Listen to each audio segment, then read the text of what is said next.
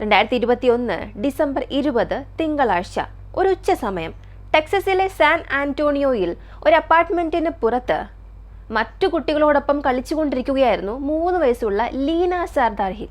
അല്പസമയം കഴിഞ്ഞ് അമ്മ ഒന്ന് നോക്കിയപ്പോൾ ലീന അവിടെ ഉണ്ടായിരുന്നില്ല. ഈ വീഡിയോയ്ക്ക് അവസാനം തീർച്ചയായും താങ്ങാനാകാത്തൊരു ദുഃഖം നിങ്ങളുടെ മനസ്സിൽ അങ്ങനെ നിഴലിക്കുന്നുണ്ടാകും. ലീന 2008 ഫെബ്രുവരി 20 അഫ്ഗാനിസ്ഥാനിലെ കോസ്റ്റ് പ്രവിശ്യയിലെ ഒരു നഗരത്തിലാണ് ജനിച്ചത്. റിയാസ് സർദാരിയലിന്റെയും സരീനയുടെയും മകളാണ് ലീന. ലീനയുടെ കുടുംബത്തിന് പിന്നിൽ ഒരു വേദനാജനകമായ ചരിത്രം തന്നെയുണ്ട്. അവളുടെ മുത്തശ്ശൻ അഫ്ഗാനിസ്ഥാൻ സൈന്യത്തിലെ ഒരു കമാൻഡറായിരുന്നു. 2006 നടന്ന ആക്രമണത്തിൽ അദ്ദേഹം കൊല്ലപ്പെട്ടു. അതിനുശേഷം അച്ഛനായ റിയാസ് സായുധ സേനയിൽ 2013 മുതൽ 2019 വരെ സേവനമനുഷ്ഠിച്ചിരുന്നു. അമേരിക്കൻ സൈനികരോടൊപ്പം പ്രവർത്തിക്കുകയും രാജ്യത്തിന്റെ സുരക്ഷാ സേനയിൽ ടീം ലീഡറായും അദ്ദേഹം ജോലി ചെയ്തു. ജോലിയിലധികം ഈ പേപ്പർ വർക്കുകളും ബ്യൂറോക്രസിയും നിറഞ്ഞതാണെന്ന് പിന്നീട് അദ്ദേഹം പറഞ്ഞിട്ടുണ്ട്. എങ്കിൽ പോലും ആ ജോലി അദ്ദേഹത്തെയും കുടുംബത്തെയും ഭീഷണിയിലാക്കി. അഫ്ഗാനിസ്ഥാനിൽ നിന്നും നിരന്തരം ലഭിച്ച ഭീഷണി കാരണമാണ് 2019 കുടുംബത്തെ അമേരിക്കയിലേക്ക് കുടിയേറാൻ പ്രേരിപ്പിച്ചത്. അമേരിക്കയിൽ പോയാൽ എൻ്റെ കുടുംബം സുരക്ഷിതമായിരിക്കും, ഇങ്ങനെ റിയാസ് വിശ്വസിച്ചു. അങ്ങനെ ടെക്സസിലെ സാൻ ആന്റോണിയോയിൽ താമസമാക്കി. മെഡിക്കൽ സെന്റർ ഏരിയയ്ക്ക് സമീപമുള്ള വില്ലാസ് ഡെൽ കാബോ എന്ന അപ്പാർട്ട്മെന്റ് കോംപ്ലക്സിലായിരുന്നു അവരുടെ വീട്. അഫ്ഗാൻ അഭയാർത്ഥികൾ കൂടുതലായും താമസിക്കുന്ന ഒരു പ്രദേശമായിരുന്നു അത്. അവിടെ താമസം തുടങ്ങിയ ശേഷം റിയാസ് ആദ്യം റൈഡ് ഷെയർ ഡ്രൈവറായി ജോലി ചെയ്തു. പിന്നീട് ട്രക്ക് ഡ്രൈവറായും ജോലി ചെയ്തു. ഇങ്ങനെ കുടുംബത്തെ പോറ്റാൻ കഴിയുന്നതെല്ലാം അദ്ദേഹം ചെയ്തു. റിയാസ് ജോലിക്ക് പോകുമ്പോൾ ഭാര്യ സെറീനയായിരുന്നു മൂത്ത മകളായ ലീനയെയും ഇളയ മകനെയും നോക്കിയിരുന്നത്. 2021 സെറീന 3ാമത്തെ കുഞ്ഞിനു വേണ്ടി കാത്തിരിക്കുകയായിരുന്നു. അതേ വർഷം തന്നെ ബന്ധുക്കളെ കാണാൻ അഫ്ഗാനിസ്ഥാനിലേക്ക് പോകേണ്ട ഒരു പദ്ധതിയും അവർക്കുണ്ടായിരുന്നു. എന്നാൽ സുരക്ഷാ ഭീഷണികൾ കാരണം റിയാസ് പോകണ്ട എന്ന് തീരുമാനിച്ചു. അതിനാൽ സെറീന കുട്ടികളോടൊപ്പം അഫ്ഗാനിസ്ഥാനിലേക്ക് പോയി. അന്ന് ഒരു ഓഗസ്റ്റ് മാസമായിരുന്നു. അമേരിക്ക അഫ്ഗാനിസ്ഥാനിൽ നിന്നും സൈനികരെ പിൻവലിക്കാൻ ആരംഭിച്ച ആ ഒരു സമയമായിരുന്നു. കാബൂൾ വിമാനത്താവളം ആയിരക്കണക്കിന് ആളുകളാൽ നിറഞ്ഞിരുന്നു. സെറീനയും ലീനയുടെ സഹോദരനും എയർപോർട്ടിലുണ്ടായിരുന്നു. അപ്പോഴാണ് വിമാനത്താവള ഗേറ്റിന് സമീപം ഒരു ഭീകരാക്രമണം നടന്നത്. 100-ലധികം അഫ്ഗാൻ പൗരന്മാരും 13 അമേരിക്കൻ സൈനികരും കൊല്ലപ്പെട്ടു. ഇതിൽ ലീന എന്ന കുഞ്ഞിനും പരിക്കേറ്റിരുന്നു. സ്ഫോടനത്തിൽ അവൾ ബോധരഹിതയായി. എന്നാൽ ഭാഗ്യവശാൽ പിന്നീട് ബോധം വീണ്ടെടുത്തു. അമ്മയോടും സഹോദരനോടും കൂടെ സമീപത്തെ ഒരു ബന്ധുവിന്റെ വീട്ടിലേക്ക് അവൾ രക്ഷപ്പെട്ടു. അതിനുശേഷം അമേരിക്കൻ അധികൃതർ അവരെ ഒഴിപ്പിച്ചു. പിന്നീട് ടെക്സസിൽ റിയാസിനൊപ്പം ആ കുടുംബം വീണ്ടും ഒന്നിച്ചു.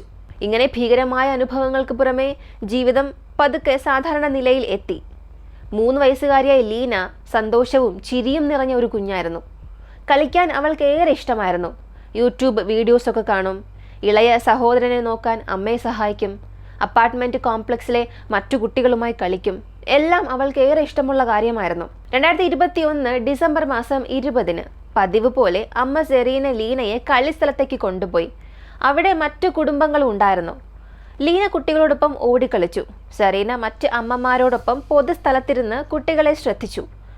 അന്ന് സെറീന 4 മാസം ഗർഭിണിയായിരുന്നു. ലീനയെയും ഇളയ മകനെയും ഒരേ സമയം ശ്രദ്ധിക്കാൻ അവൾ ശ്രമിച്ചു.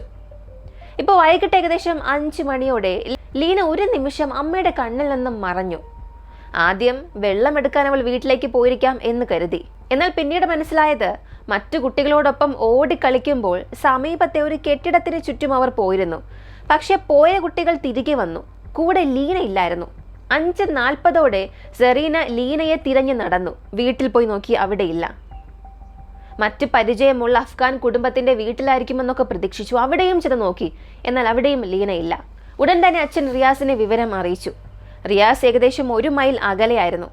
വിവരം അറിഞ്ഞ ഉടൻ തന്നെ അദ്ദേഹം വീട്ടിലേക്ക് ഓടിയെത്തി.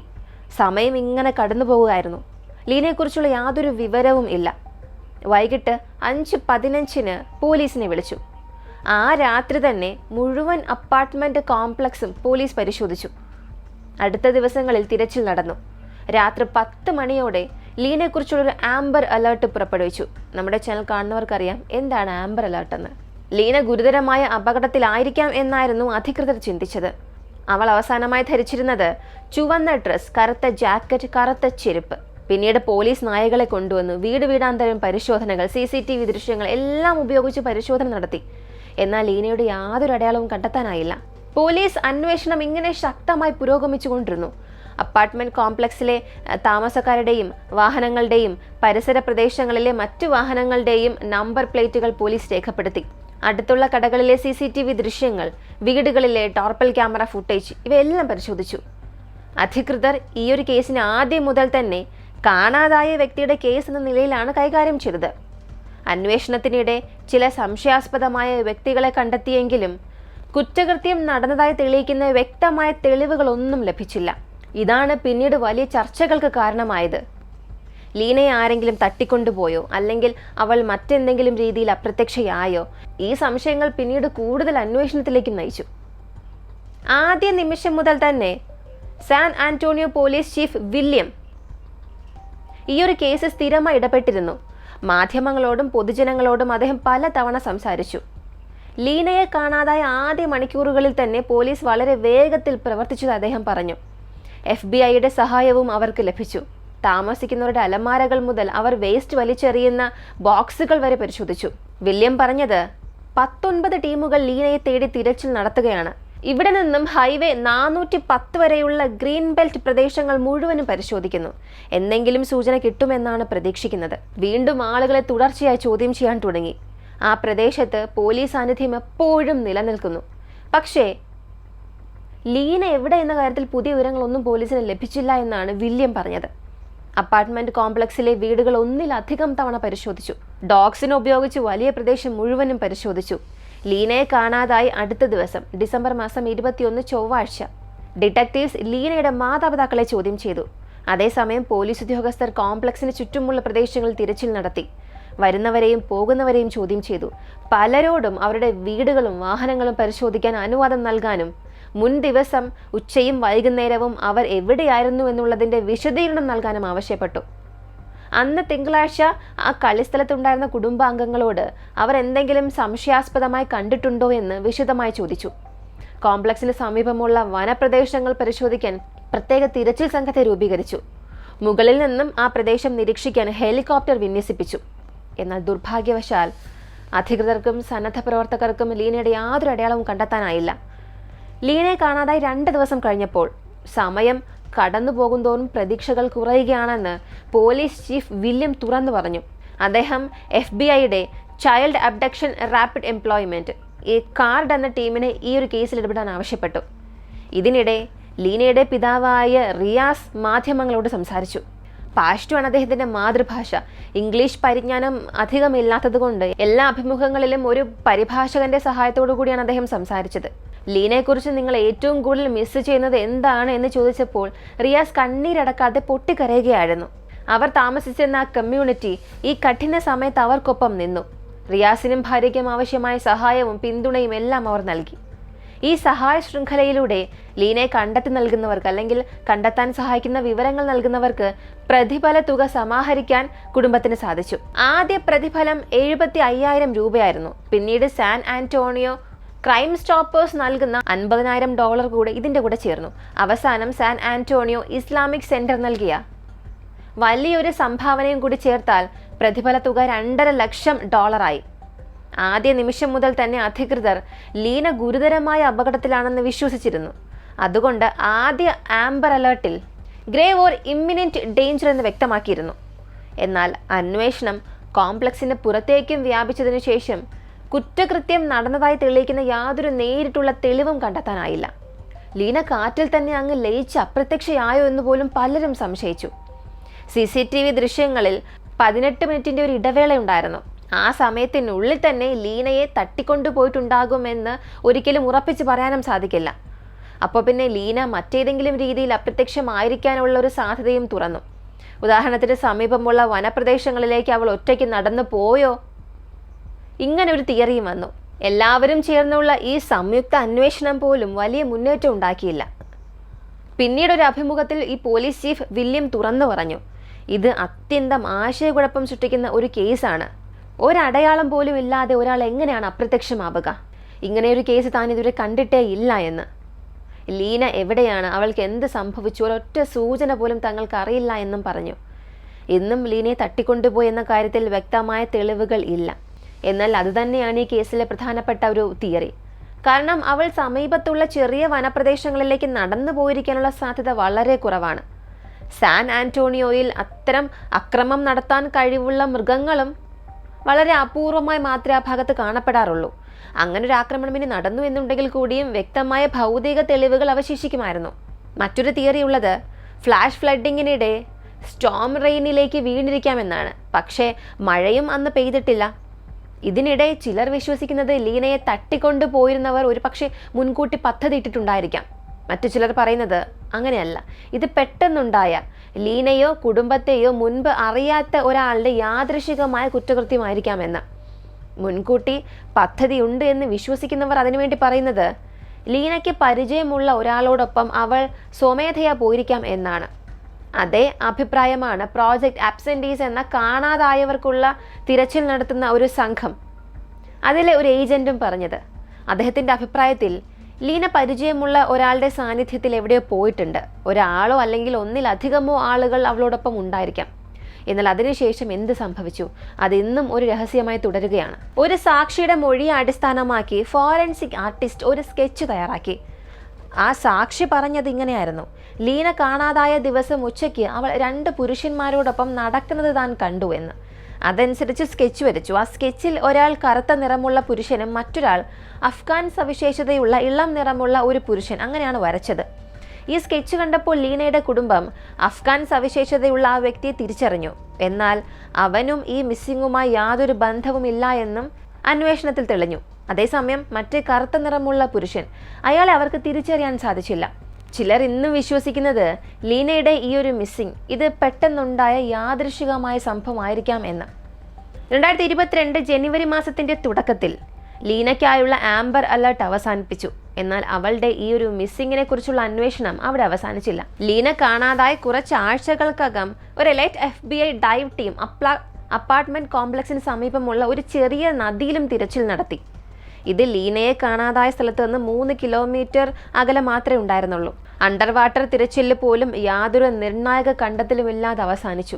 ലീനയെ കാണാതായി ഈ അന്വേഷണമൊക്കെ നടക്കുന്ന സമയത്ത് ലീനയുടെ 4ാം പിറന്നാൾ ഫെബ്രുവരി മാസം അടുത്തു വരികയായിരുന്നു. ഈ സമയങ്ങളിലൊക്കെ പോലീസ് ജനങ്ങളോട് തുടർച്ചയായി ഇങ്ങനെ അഭ്യർത്ഥിച്ചു: എത്ര ചെറിയ വിവരമായാലും അത് പ്രസക്തമായിരിക്കും, ദയവായി മുന്നോട്ട് വന്ന് നൽകണം എന്ന്. പക്ഷേ സമയം കടന്നു പോകുന്തോറും ലീനയെക്കുറിച്ചുള്ള ഒരുപാട് തിയറികളും ഊഹാപോഹങ്ങളും മാത്രമേ വന്നുള്ളൂ. അവരിൽ ചിലർ അതിര് കടന്നു വരെ പറഞ്ഞു. ലീനയുടെ സ്വന്തം കുടുംബത്തെ തന്നെ അവർ സംശയത്തിന് നിഴലിലാക്കി. 3 വയസ്സുള്ള കുട്ടി അമ്മ ശരിയായി നോക്കിയില്ല എന്നാരോപിച്ച് സെറീനയെ വിമർശിച്ചു.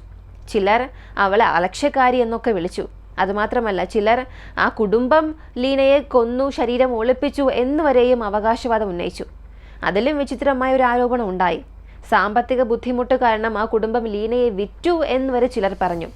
എന്നാൽ ഈ ആരോപണങ്ങളിൽ ഒന്നിൽ പോലും അധികൃതർക്ക് യാതൊരു തെളിവും ഉണ്ടായിരുന്നില്ല. എന്നാൽ കേസിന്റെ അന്വേഷണത്തിൽ കുടുംബത്തിൽ എന്തെങ്കിലും തെറ്റുപറ്റിയിട്ടുണ്ടായിരുന്നെങ്കിൽ പോലീസ് അത് കണ്ടെത്തിയേനെ.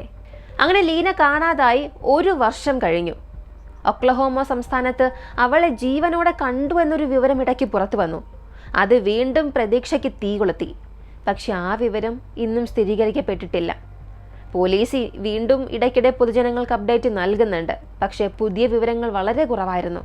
സമയം കടന്നു പോകുന്തോറും ലീനയുടെ കുടുംബത്തിന് നിയമ സംവിധാനങ്ങളോടുള്ള വിശ്വാസം കുറഞ്ഞു തുടങ്ങി. 2023 ഏപ്രിൽ മാസത്തിൽ ഞങ്ങൾക്കിനി പുതിയ വിവരങ്ങളൊന്നും പങ്കുവയ്ക്കാനില്ല എന്നും പോലീസ് ഉദ്യോഗസ്ഥർ തുറന്നു പറഞ്ഞു. അതേസമയം റിയാസും സെറീനയും പോളിഗ്രാഫ് ടെസ്റ്റ് നടത്താൻ സമ്മതിച്ചു.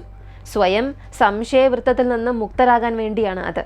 കൂടാതെ ഈ കേസിൽ പുതിയ അന്വേഷണ സംഘത്തെ കൊണ്ടുവരണമെന്നും അവർ ആവശ്യപ്പെട്ടു. പക്ഷേ സാൻ ആന്റോണിയോസ് പോലീസ് അത് നിരസിച്ചു. അതിനുശേഷം മറ്റു മാർഗമില്ലാതെ കുടുംബം മറ്റ് സംഘടനകളുമായി ചേർന്ന് തിരച്ചിലുകളും ബോധവൽക്കരണ പരിപാടികളും നടത്തി. മുൻപ് പറഞ്ഞതുപോലെ പ്രോജക്റ്റ് ആബ്സെന്റീസ് എന്ന സംഘടനയുമായി സഹകരിക്കാൻ തുടങ്ങി.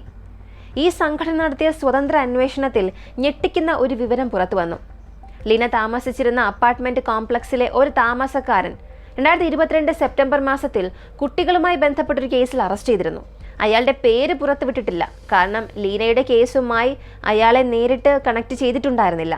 എന്നാൽ അയാൾ ആ കുടുംബത്തിന് പരിചയമുള്ള ഒരു വ്യക്തിയാണ്. അതുകൊണ്ട് തന്നെ ഇന്നുവരെയും പൊതുജനങ്ങൾക്ക് അറിയാവുന്ന പ്രധാനപ്പെട്ട സൂചനകളിൽ ഒന്നായി ഇയാൾ തുടരുന്നു. 2023 ഡിസംബറിൽ ഈ കേസ് ആരംഭിച്ച് 2 വർഷം പൂർത്തിയായപ്പോൾ ലീനയുടെ കുടുംബം വീണ്ടും പൊതുജനങ്ങളുടെ സഹായം ആവശ്യപ്പെട്ടു. 2024 ഫെബ്രുവരിയിൽ സാൻ ആന്റോണിയോയുടെ വടക്ക് പടിഞ്ഞാറൻ ഭാഗത്ത് ലീന കാണാതായ സ്ഥലത്ത് നിന്നും ഏകദേശം 800 മീറ്റർ അകലെ പോലീസ് വീണ്ടും തിരച്ചിൽ നടത്തി.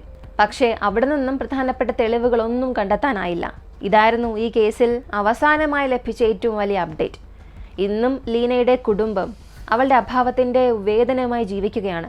2024 മാർച്ചിൽ national centre of missing and exploited children ഇവർ ലീന 6 വയസ്സുള്ളപ്പോൾ കാണാൻ എങ്ങനെയാണെന്ന് കാണിക്കുന്ന ഒരു ഏജ് പ്രോഗ്രഷൻ ചിത്രം പുറത്തിറക്കി.